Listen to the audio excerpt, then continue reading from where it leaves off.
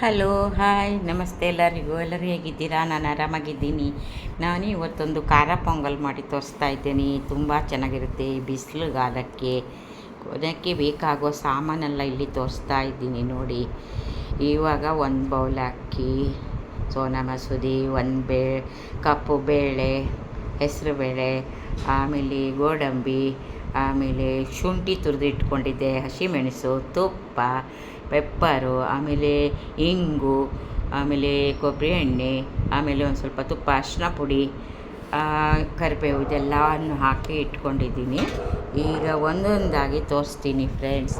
ಮೊದಲು ಒಂದು ಪಾತ್ರೆಗೆ ಒಂದು ಕಪ್ ಅಕ್ಕಿ ಹಾಕ್ಕೊಂಡು ನೀಟಾಗಿ ತೊಳೆದುಕೊಂಡು, ಸ್ಟೀಮ್ ರೈಸ್ ಇದು ಸೋನಾ ಮಸೂರಿ ಊಟದಕ್ಕಿನೇ ಅದೊಂದು 4 ಸರ್ತಿ ನೀಟಾಗಿ ತೊಳೆದುಬಿಟ್ಟು 10 ನಿಮಿಷ ನೆನೆ ಹಿಡಿಬೇಕು ಮುಚ್ಚಿ, ಆವಾಗ ಚೆನ್ನಾಗಿರುತ್ತೆ. ಇವಾಗ ಅದೇ ಬೌಲಲ್ಲಿ 1 ಕಪ್ಪು ಹೆಸರುಬೇಳೆ ತೊಗೊಂಡು ಏನು ತುಪ್ಪ ಎಣ್ಣೆ ಏನು ಹಾಕ್ತೀನಿ, ಹಾಗೆ ಸ್ವಲ್ಪ 2 ನಿಮಿಷ ಫ್ರೈ ಮಾಡಿದರೆ ಸಾಕು.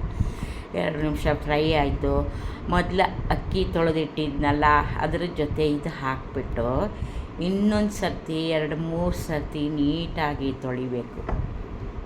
ನೀಟಾಗಿ ತೊಳೆದು ಪೊಂಗಲ್ಲು ತುಂಬ ಚೆನ್ನಾಗಿರುತ್ತೆ. ಈ ಬಿಸಿಲುಗಾಲದಲ್ಲಿ ಪೊಂಗಲ್ಲು ಯಾರಿಗೆ ಇಷ್ಟ ಇಲ್ಲ ಹೇಳಿ? ಸ್ವೀಟ್ ಪೊಂಗಲ್ಲು ಬೆಳಿಗ್ಗೆ ತಿನ್ನೋಕ್ಕೆ ಕಷ್ಟ, ಅದೆಲ್ಲ ದೇವ್ರ ಪ್ರಸಾದಕ್ಕೆ ನೈವೇದ್ಯಕ್ಕೆ ಮಾಡ್ತಾರೆ. ಇದು ನಮಗೆ ಬೆಳಿಗ್ಗೆ ನಾಷ್ಟಕ್ಕೆ ತುಂಬ ಚೆನ್ನಾಗಿರುತ್ತೆ ನೋಡಿ. ಆಯಿತು, ಇವಾಗ ಇದೇ ಒಂದು ಕುಕ್ಕರ್ ಒಲೆ ಮೇಲೆ ಇಟ್ಕೊಂಡು ಅದು ತೊಳೆದಿರೋ ಅಕ್ಕಿ ಮತ್ತು ಹೆಸರು ಬೇಳೆನ ಹಾಕ್ತಾಯಿದ್ದೀನಿ. ಹಾಕ್ಬಿಟ್ಟು ಇದಕ್ಕೆ 1 ಕಪ್ ಹೆಸರುಬೇಳೆ, 1 ಕಪ್ ಅಕ್ಕಿ ಅಂದರೆ 5 ಗ್ಲಾಸ್ ನೀರು ಹಾಕ್ತಾಯಿದ್ದೀನಿ. ಮತ್ತೆ ಕಮ್ಮಿ ಆದರೆ ಮತ್ತೆ ಹಾಕ್ಕೋಬೋದು, ಯಾಕಂದರೆ ತುಂಬ ಗಟ್ಟಿನೂ ಆಗಬಾರ್ದು. ತಣ್ಣಗಾದ್ಮೇಲೆ ಗಟ್ಟಿ ಆಗೋದೇ ಅದು. ಅದಕ್ಕೆ ಈಗ 5 ಗ್ಲಾಸ್ ಹಾಕಿದ್ದೀನಿ.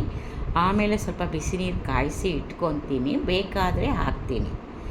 ಆಯಿತು, ನೀರೆಲ್ಲ ಹಾಕಿ ಆಯಿತು. ಒಂದು ಚಿಟಿಕೆ ಅರಿಶಿನ ಪುಡಿ, ಹಾಗೆ ಒಂಚೂರು ಉಪ್ಪು, ರುಚಿಗೆ ತಕ್ಕಷ್ಟು ಉಪ್ಪು,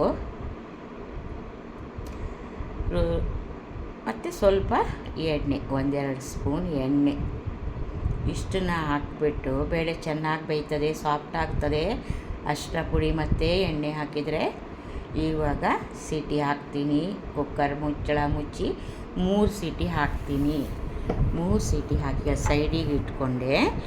ಇವಾಗ ಅದಕ್ಕೊಂದು ಮಸಾಲ ರೆಡಿ ಮಾಡಬೇಕು. ಒಂದು ಕಡಾಯಿಗೆ 1-2 ಚಮಚ ಎಣ್ಣೆ, 2 ಚಮಚ ತುಪ್ಪ, ಇದನ್ನು ಹಾಕಿ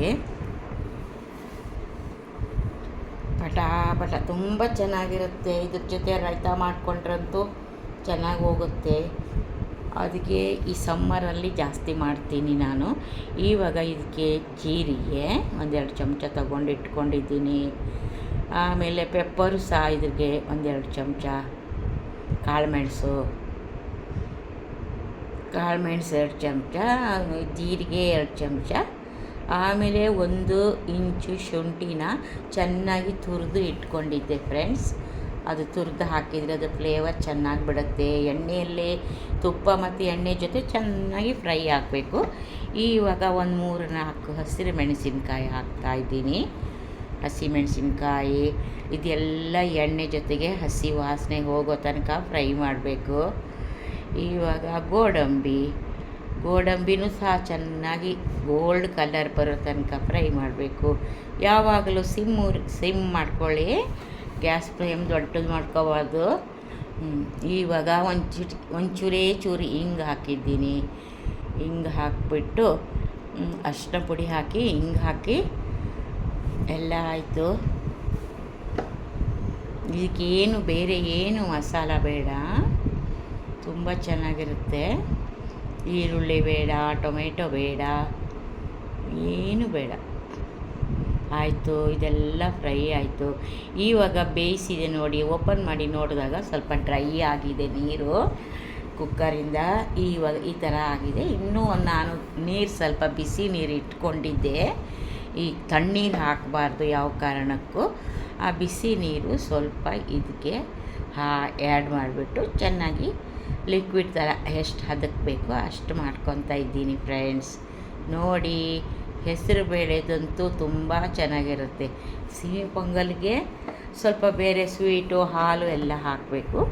ಇದು ಏನಿಲ್ಲ ಫ್ರೆಂಡ್ಸ್, ಈ ಗೋಡಂಬಿ ಇದೆಲ್ಲ ಫ್ರೈ ಮಾಡಿ ಇಟ್ಕೊಂಡಿದ್ನಲ್ಲ ತುಪ್ಪದಲ್ಲಿ, ಅದನ್ನು ಹಾಕಿಬಿಡ್ತೀನಿ. ಆಯಿತು, ಮುಗೀತು ನೋಡಿ. ಇಂಗು ಹಾಕಿದ್ದಕ್ಕೆ ಇನ್ನೊಂಥರ ಸ್ಮೆಲ್ಲು ಚೆನ್ನಾಗಿರುತ್ತೆ ಫ್ರೆಂಡ್ಸ್.